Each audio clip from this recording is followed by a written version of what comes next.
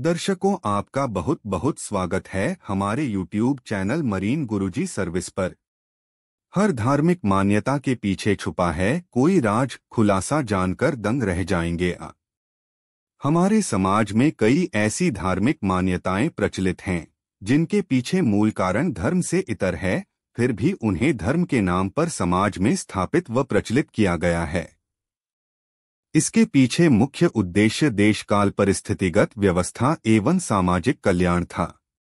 आज के सूचना एवं तकनीकी के दौर में हमें इन प्रचलित सामाजिक मान्यताओं के पीछे छिपे मूल कारणों को समझने व अपनी युवा पीढ़ियों को समझाने की आवश्यकता है, जिससे धर्म के प्रति हमारी युवा पीढ़ी का विश्वास बढ़े। वे धर्म को केवल एक रूढ़िवादी विचारधारा न मानकर सामाजिक व व्यक्तिगत कल्याण के माध्यम के रूप में स्वीकार करें। आज हमारे समाज में कई ऐसी धार्मिक मान्यताएं प्रचलित हैं, जैसे रात्रि में झाड़ू न लगाना, कांच टूटना, स्वर्ण का खोना, सूतक, गर्भवती स्त्री का नदी पार न करना, देहरी पर बैठना, पैर पर पैर रखकर नहीं सोना आदि। आज हम इन सभी प्रचलित मान्यताओं के पीछे छिपे मूल कारणों के बारे में आपको अवगत कराएंगे। पहला, रात्रि में झाड़ू न लगाना। प्राय रात्रि को झाड़ू लगाना अशुभ माना जाता है। आज भी कई घरों इस नियम का दृढ़ता से पालन किया जाता है। इसके पीछे धार्मिक मान्यता है कि रात्रि में झाड़ू लगाने से श्री अर्थात संपन्नता चली जाती है। इस नियम के पीछे वास्तविक व मूल कारण प्राचीन समय में बिजली का न होना है। प्राचीन समय में विद्युत की कोई व्यवस्था नहीं थी। लोग अपने घरों में दीपक, लालटेन इत्यादि से प्रकाश की व्यवस्था किया करते थे, जिनका प्रकाश पर्याप्त नहीं होता था। ऐसे में यदि कोई महत्वपूर्ण वस्तु रात्रि के समय कहीं गिरकर खो जाए तो वह पर्याप्त प्रकाश के अभाव में झाड़ू लगाने से घर के बाहर फेंकी जा सकती थी। इसलिए इसे संपन्नता की धार्मिक मान्यता से जोड़कर प्राचीन समय में रात्रि में झाड़ू लगाने का निषेध था। दूसरा, कांच का टूटना। कांच का टूटना भी अशुभ समझा जाता है। इसके पीछे वास्तविक कारण व्यक्तिगत कुशलक्षेम है, क्योंकि कांच टूटकर जब बिखरता है उसके छोटे छोटे कण यदाकदा भूमि में दबे रह जाते हैं, जो किसी भी सदस्य के हाथ या पैर में चुभ सकते हैं। ध्यान देने योग्य बात यह है कि पहले के घरों में टाइल्स, मार्बल के स्थान पर मिट्टी या गोबर से लीपकर हाथों से भूमि तैयार की जाती थी। ऐसे में कांच के टूटने पर उसके टुकड़े घर के सदस्य को चुभकर चोटिल कर सकते हैं, क्योंकि कांच के टुकड़े अत्यंत महीन होते हैं, वह आसानी से साफ करने में नहीं आते। इसलिए लोग कांच के टूटने को लेकर अत्यंत सावधान रहें। इसलिए इसे धार्मिक मान्यता से जोड़कर अशुभ बताया गया है। तीसरा, स्वर्ण का खोना। आज भी समाज में सोना गुमना भी अत्यंत अशुभ माना गया है। इसके पीछे धार्मिक मान्यता है कि स्वर्ण के खोने से श्री समृद्धि चली जाती है। यह तथ्य सर्वविदित है। स्वर्ण अत्यंत बहुमूल्य वस्तु होता है। यह केवल आकर्षण ही नहीं अपितु श्री संपन्नता का प्रतीक भी है।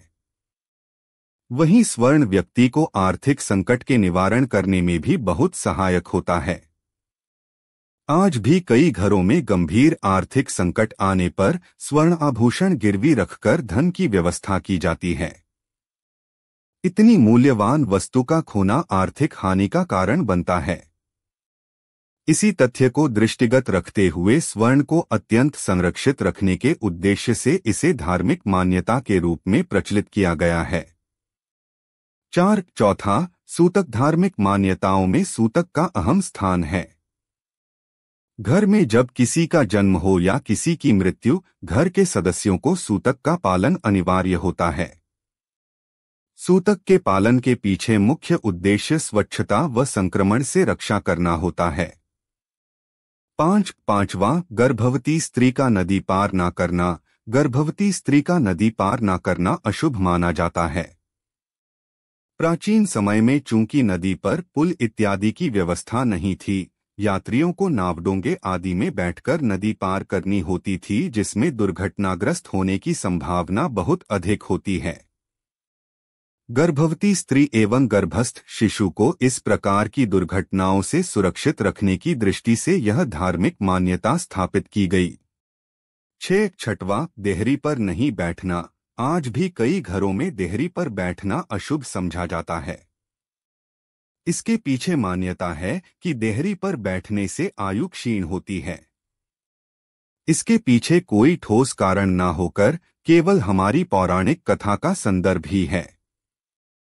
भगवान ने नृसिंह अवतार में देहरी पर बैठकर ही हिरण्यकश्यप का वध किया था, क्योंकि उसे वरदान था कि वह जल, थल, आकाश, पाताल, घर के अंदर या बाहर, शस्त्र, व्यक्ति अथवा पशु किसी के मारने से भी नहीं मरेगा।